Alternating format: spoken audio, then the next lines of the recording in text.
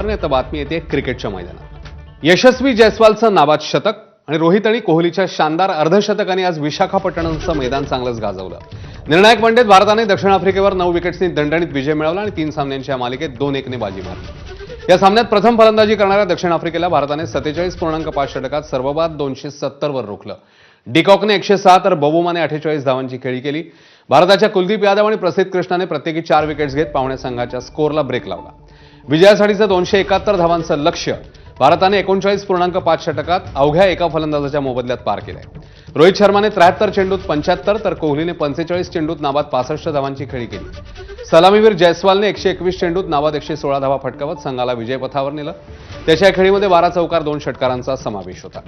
जयस्वाल सामनावीर तर मालिकेत 302 धावांचा रतीब घालणारा विराट कोहली मालिकावीर ठरला।